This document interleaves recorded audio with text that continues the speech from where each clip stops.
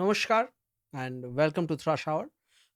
আজকে আমি কোনো ফিল্ম রিভিউ বা অন্য কোনো টপিকে কথা বলতে আসিনি। এটা পুরোপুরি একটা ক্যান্ডিড ভিডিও। জাস্ট মনে হলো কয়েকটা কথা বলার, সেটা বলতেই এলাম। গতকাল আশা করি সবাই খবরটা পেয়েছেন যে অভিনেতা রাহুল অরুণোদয় ব্যানার্জি আমাদের মধ্যে আর নেই। ওনার একটা অ্যাক্সিডেন্ট ঘটে তালসারি সমুদ্রে শুটিং করতে গিয়ে এবং sadly he is no more. But আমি যেটা বলতে এসছি দেখুন আমি রাহুল আ অরুণোদয় ব্যানার্জিকে নিয়ে বেশি বেশি কথা বলব না এই ভিডিওতে। কারণ I don't want to talk about the deceased. Let him rest in peace. But যেটা আমি বলতে চাই সেটা হচ্ছে যে ঘটনাগুলো ঘটছে উনি মারা যাওয়ার পর, যিনি মারা গেছেন তার পলিটিক্যাল ভিউজ কি ছিল? তিনি এক্সাক্টলি কোন পার্টিকে সাপোর্ট করতেন, কোন পার্টিকে রিপ্রেজেন্ট করতেন, তার ভিউ পয়েন্টস কি ছিল? এগুলো আমি জানি না। জানতে খুব একটা ইন্টারেস্টেডও নই। He was an actor, he was a human being যিনি চলে গেছেন, আমাদের মধ্যে আর নেই। তো ওনার মেমোরি গুলোকে চেরিশ করেই আমাদের এগিয়ে যাওয়া উচিত এবং বিগত কয়েক ঘন্টা ধরে বা সকাল থেকে আমি যে পোস্টগুলো দেখছি খুবই কুরুচিকর। মানে প্রচুর লোকজন ওনাকে গালাগাল দিচ্ছে, বাজে মন্তব্য করছে যে, "ভালো হয়েছে মারা গেছে, ভালো হয়েছে চলে গেছে।" এই তো ওর পলিটিক্যাল পয়েন্ট অফ ভিউ ছিল, এই ছিল। আমরা কোথায় নেবে গেছি? আমরা কোথায় চলে এসছি? আজকে একজনের সাথে আমার মতের অমিল হতেই পারে। আজকে একজন বিজেপি করে, একজন টিএমসি করে, একজন সিপিএম করে, একজন কংগ্রেস করে। But after that person passes away তখন এইরকম পোস্ট করার কি মানে আমি জানি না। এবং যে আইটি সেল, যে গ্রুপ যারা এইগুলোকে করছে, এটা আমি ১ম ফেস করি যখন আমি 'ধুরন্ধরের' রিভিউটা করেছিলাম। তখনই আমি বুঝতে পেরেছিলাম যে বেঙ্গলে বিজেপির আইটি সেল খুবই স্ট্রং। আ মানে অল ওভার ইন্ডিয়া তো স্ট্রং আছেই, বেঙ্গলেও খুবই স্ট্রং এবং ওনারা যে radicalized হিন্দুইজম স্প্রেড করতে চাইছেন, সেটা সাকসেসফুলি অনেকটা পেরেওছেন। অনেক লোকই ওটাকে বিলিভ করে। ওনাদের প্রপাগান্ডা অনেকেই ফলো করছে। তো সেটা ওনাদের পয়েন্ট অফ ভিউ। বাট আজকে যদি কোনো পলিটিক্যাল লিডার মারা যান, পলিটিক্যাল লিডার বলছি আমি, সেখানেও আমি আই ডোন্ট থিংক এরকমভাবে একটা মন্তব্য করতে পারবো বা করা উচিত। সেখানে রাহুল বাবু তো একজন পলিটিশিয়ান ও ছিলেন না। উনার পলিটিক্যাল ভিউ পয়েন্টস হয়তো অনেক অন্যরকম ছিল, সেটা অন্য ব্যাপার। But he was not an active politician as far as I know. তো সেখানে এই জিনিসটাকে লোকে সাপোর্ট করছে এবং কমেন্ট সেকশনে এগুলোকে সাপোর্ট করে লোকে রিপ্লাইও দিচ্ছে যে, "হ্যাঁ, লোকে মারা গেলেই ভালো হয়ে যায়। সে তো এখন সাধু পুরুষ হয়ে গেছে।" Whatever he was in his entire life, মান মানুষ তো মান আর হুঁশ দুটো মিলেই তো মানুষ হয় এবং আ উই আর অল হিউম্যানস, আমরা সবাই ভুল করি। একজনের মৃত্যুকে সেলিব্রেট করা হচ্ছে। মানে এইটাই কি বাঙালি? এটাই কি আমরা বাংলাকে রিপ্রেজেন্ট করতে চাই? দেখুন যারা এই পোস্টগুলো করছে তারা কোন পার্টি থেকে বিলং করে, তাদের কি অবজেক্টিভ, তাদের কি ভিউ পয়েন্ট এগুলো সবই আমরা জানি। বাট যারা এগুলোকে সাপোর্ট করে কমেন্ট করছে, যাদের হয়তো কোনো পলিটিক্যাল অ্যাফিলিয়েশন নেইও, তারা কি ঠিক কাজটা করছে? I don't know. আমি এখানে কোনো অ্যাডভাইস দিতে আসিনি কিন্তু। যে কেন করছেন, করবেন না। আমি জাস্ট একটা বুঝতেই পারছেন I am not very much prepared যে কি বলবো, কি না বলবো। বাট আমার মনে হলো যা মনে হয়েছে আমার, যতটুকুই আনস্ক্রিপ্টেড, যতটুকুই ক্যান্ডিড হোক, আমার আপনাদের সামনে এটা তুলে ধরা উচিত মনে হলো। জানি না আপনারা কি ফিল করছেন? আম ব্যক্তিগতভাবে আমি রাহুল বাবুকে কোনোভাবেই চিনতাম না। তো how he was as a person আমি তো কমেন্ট করতে পারব না। বাট একজন সেলিব্রিটি হোক, একজন অভিনেতা হোক, তাকে দূর থেকে দেখে যতটুকু রেসপেক্ট করা উচিত, আপনারা সবাই যারা এই চ্যানেলে সাবস্ক্রাইবার রয়েছেন, আমার বন্ধু রয়েছেন, আমার সাপোর্টার রয়েছেন, আমার ফ্যান যাই বলুন, আমার এক্সটেন্ডেড ফ্যামিলি আপনারা সবাই জানেন যে এখানে প্রচুর রোস্টিং হয়। আমরা নেম কলিং করি, আমরা আ অফেন্সিভ অনেক কিছু বলি। But that is not at a personal level. ওটা প্রফেশনালি রাখার চেষ্টা করি। Sometimes we do cross lines, আমরা আর্ট নিয়ে একটু বেশি ভাবুক, আমরা বেশি অবসেসড। তো অ্যাজ অ্যান আর্টিস্ট আমরা হয়তো এই লাইনটা কোথাও ক্রস করে যাই, but I mean mean no harm. মানে আমি এটাই সবসময় প্রিচ করার চেষ্টা করি, প্র্যাকটিস হোয়াট ইউ প্রিচ, যে you should not you know personally hate this people. আমি পার্সোনাল অ্যাটাকের কথা বলছি না, পার্সোনাল অ্যাটাক তো অন্য জিনিস, but don't hate the players. You are hating what they are doing, মানে পার্সোনালি তাকে হেট করে, তাকে এরকমভাবে হার্ট করে এই পোস্টগুলো তার ফ্যামিলির লোকজন দেখবে, বিকজ আজকাল সবাই সোশ্যাল মিডিয়া অ্যাক্টিভ, সবাই এই পোস্টগুলোকে ফলো করছে, everyone is watching these, reading these, and তাদের ওপর কীরকম এফেক্ট এগুলোর পড়ছে এটা জাস্ট ভেবে দেখবেন, এটাই বলতে চাই। এবার আমি জানি যে আমাদের এখানে যত 16,000 বন্ধুরা রয়েছেন, তাদের মধ্যে হয়তো কেউ এই কাজগুলো করবেন না, because we know each other, right? আমরা এরকম কাজ করি না। বাট আপনাদের চেনা জানা যদি কেউ এরকম কাজ করেন, তাদেরকে কিছুই না, একবার জাস্ট বলবেন যে তোদেরও বাড়িতে কেউ আজ আজ বা কাল চলে যেতেই পারে। তখন তাকে নিয়ে যদি কেউ এরকম মন্তব্য করে, তখন তার কিরকম ফিলিং হবে। This is what I wanted to say about what is happening. মানে এরকম লেভেলের নোংরামো এক্সপেক্ট করা যায় না। এনারা শুধু শুধু ধুরন্ধরের প্রপাগ্যান্ডা বা অন্য সিনেমার প্রপাগ্যান্ডাতে আটকে নেই, একটা মানুষ চলে গেছে, তাকেও ছাড়ছে না।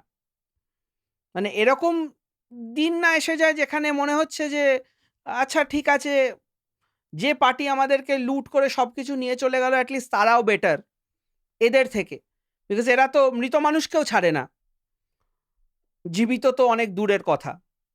একটা সময় ছিল যখন, আমার মনে আছে, আমি একটু পলিটিক্যাল কথা হয়তো মাঝখানে বলছি, আহ, যদি না শুনতে চান আপনারা স্কিপ করে যেতে পারেন, বাট একটা সময় ছিল যখন র্যাডিক্যাল ইসলামকে লোকে ভয় পেত, যখন আহ, আল্লাহু আকবর ফ্রেজটা শুনে প্রচুর লোকজন মক করতো, ট্রোল করতো, তখন বারবার বলতে হতো যে Islam is not terrorism, Islam is the religion for peace, এরকম প্রিচ করতে হতো। তো তো এরকম অ্যাজ আ হিন্দু আমাদেরও এরকম দিন চলে আসছে যখন আমাদেরকেও বলতে হচ্ছে যে না, দ্যাট ইজ র্যাডিক্যাল হিন্দুইজম, আমরা ওরকম নই, আমরা ওরকম র্যাডিক্যাল টেররিস্ট নই। বিকজ এই যে র্যাডিক্যাল হিন্দুইজমটা তৈরি হয়ে গেছে না, দ্য স্যাফরান আর্মি, এরা টেররিজমের থেকে কিছু কম না। হয়তো এনারা বোম ফাটান না, বাট এরা মানুষকে যথেষ্ট হেনস্থা করতে পারেন। এনারা জীবিত মৃত কোনো ব্যক্তিকেই ছাড়েন না। তো be scared, be very scared, take action when you can. আমি কিন্তু কোনো ইলেকশন, ভোট এইসবের কথা বলছি না। আমি বলছি নিজেরা সজাগ থাকুন, নিজেরা সবাইকে সজাগ থাকতে বলুন, গুজবে কান দেবেন না, নিজেদের মাথাটা ব্যবহার করুন, ভগবান ওই পারপাসেই দিয়েছেন, এবং spread love, not hatred, be it a person, an animal, be it a living being, be it a dead person, whatever. Because hatred spread করার প্রচুর ওয়েজ আছে, প্রচুর রিজন আছে। ভালোবাসা স্প্রেড করার রিজন কিন্তু খুবই কম। তো ওইটুকু রিজন হয়তো খুঁজে বার করে আমাদেরকে স্প্রেড করতে হবে। If one person can make a change, then I think 100 people can change, then 1,000 people can change. So it's a chain. ঠিক যেরকম ওনারা এই আর্মি বিল্ড করে হেট্রেড স্প্রেড করছেন। দেখুন, আমি কিন্তু এখানে সেকুলারিজম, লিবারালিজম এইসবের কথায় যাচ্ছি না, সব ধর্ম এক, সবাই বন্ধু। I am not going for that. I am saying মানুষ মানুষকে ভালোবাসবে, বাস। সে জীবিত, মৃত, যেই হোক। আর আরেকটা ব্যাপার জাস্ট অ্যাড করতে চাই, সেটা হচ্ছে আমাদের বাংলা ইন্ডাস্ট্রি, সেটা সিরিয়াল হোক, সিনেমা হোক, যে কোনো দিক দিয়েই, কবে শিখবে? কটা মানুষকে কলকাতায় প্রাণ হারাতে হবে? আজকে আমরা কে হারিয়েছিলাম কলকাতাতেই, নজরুল মঞ্চে। আমরা রাহুল ব্যানার্জিকে হারালাম। কি কন্ডিশনে হারিয়েছি সেটা যতক্ষণ না পোস্টমর্টেম হচ্ছে উই ক্যানট কমেন্ট। পোস্টমর্টেম হলেও যে খুব কমেন্ট করার জায়গায় চলে যাবো এরকম নয়। কারণ কলকাতায় অর্ধেক জিনিসের ইনভেস্টিগেশন প্রপার হয় না। একটা গোটা মেয়ে গায়েব হয়ে গেল, সে তো আর কোনো আ জাস্টিস পেল না। তো সেখানে রাহুল বাবুও যে পাবেন আমি জানি না। ইনফ্যাক্ট আমি এটাও বলতে পারব না যে ওনার সাথে কোনো ফাউল প্লে হয়েছে কিনা। Because accidents can happen any time. একটা জলে ডুবে যাওয়া হতেই পারে। ইউ নেভার নো ভাগ্যে কখন কি লেখা আছে। তো যাই হয়েছে, if it's an accident, if it's a foul play, whatever be the reason, কোনো দায় কি নেই কর্তৃপক্ষর। উনি যে টিমের সাথেই গেছিলেন, সেই টিমের দায়িত্ব ছিল টু মেক সিওর যে কোনো অ্যাক্সিডেন্ট না ঘটে। আমরা যখন ইন্ডিপেন্ডেন্টলি কাজ করেছি, যেগুলোকে বলে গুপি কাজ, সেই কাজেও আমরা দেখেছি যে কিছু আ সেফটি মেজার্স মেইনটেইন করতেই হয়। মানে আমরা যখন ধরুন প্রিন্সেপ ঘাটে নৌকাতে শুট করেছি, তখনও আমাদের লাইফ জ্যাকেট পরানো হয়েছিল। তো সেখানে এরকম তালসারির মতো জায়গায় যেখানে আমি যখন গেছি আমি ভালো করেই দেখেছি যে it's a very risky place. ওটা ঠিক দীঘার সমুদ্রের মতো নয়।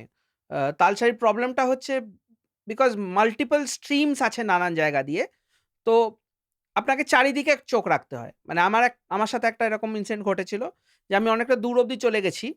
দেন জোয়ারের জল বাড়তে থেকেছে। ফেরত আসার সময় দেখি যে প্যাসেজে আমি ফিরবো, সেখানে পুরোটাই জল হয়ে গেছে।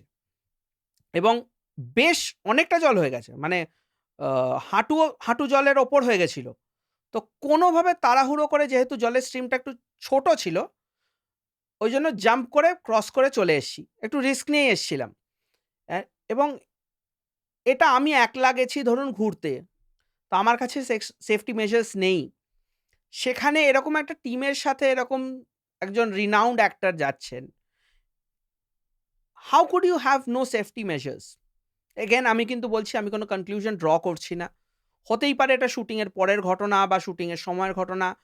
নাথিং ইজ ক্লিয়ার বিকজ প্রত্যেকে কিন্তু আলাদা, আলাদা স্টেটমেন্ট দিচ্ছে।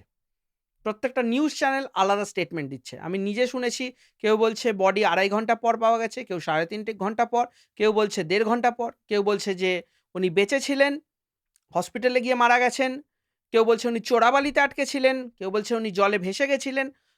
I don't know which one to believe. তো আমি ওইদিকে যাচ্ছি না। আমি জাস্ট এইটুকু বলছি যদি শুটিং এর টাইমে এরকম কিছু হয়, আমরা এখন এরকম প্রিমিটিভ সার্কাস ওয়েতে কেন শুট করছি?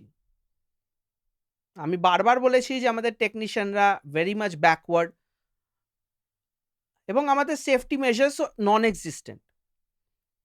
So unless we can work on this things আমাদের তো এসব জায়গায় শুট করতে যাওয়াই উচিত না। আমি টালিগঞ্জ দিয়ে যেতে গিয়ে রোজই দেখি ওই টালিগঞ্জের টেকনিশিয়ান স্টুডিওর দেয়ালেতে দাঁড়িয়ে শুটিং হয়ে যায়। ওটাই সেফ, ওটাই করা উচিত। বিকজ বাইরে নিয়ে যেতে গেলে যদি এরকম ঘটনা ঘটে, তাহলে ভাই যেওই না। It's not worth it. একজনের প্রাণ চলে গেল। আর যদি কেউ বলে যে এটা শুটিং এর পরে হয়েছে, তাহলে then also you have to make sure যে আপনি অ্যাক্টরদের কিভাবে ট্যাকেল করছেন। আজকে যদি আমি কোনো অ্যাক্টরকে নিয়ে যাই বুর্জ খালিফায় শুট করতে এবং শুটিং এর পরে গিয়ে সে বুর্জ খালিফা থেকে পড়ে যায়, তাহলে কি আমার কোনো রেসপন্সিবিলিটি নেই অ্যাজ আ টিম যে নিয়ে গেছে? I have to make sure right? যেরকম একটা ঘটনা না ঘটে। জানি না আমি কি বকছি, কি বলছি। Maybe some of it is making sense, some of it is not. Uh আমি আনএডিটেড এরকমই একটা নরমাল ভিডিও রেখে দিচ্ছি। আ যদি ভালো লেগে থাকে ভিডিওটা দেখবেন পুরোটা। মানে দেখেছেন আশা করছি এতক্ষণ। আর যদি ভালো না লেগে থাকে তাহলে একটা ডেফিনিটলি ডিসলাইক মেরে দেবেন। কমেন্ট করে জানাবেন যে কেন ভালো লাগলো না। কি র‍্যান্ট করলাম আমি নিজেও জানি না। তো আশা করছি পরের ভিডিওতে একটু বেটার স্পিরিটে একটু বেটার কনটেন্ট নিয়ে আমরা কথা বলবো। এরকম একটা স্যাড টপিকের মতো আশা করছি আর কথা বলতে হবে না। সো দেখা হচ্ছে পরের ভিডিওতে।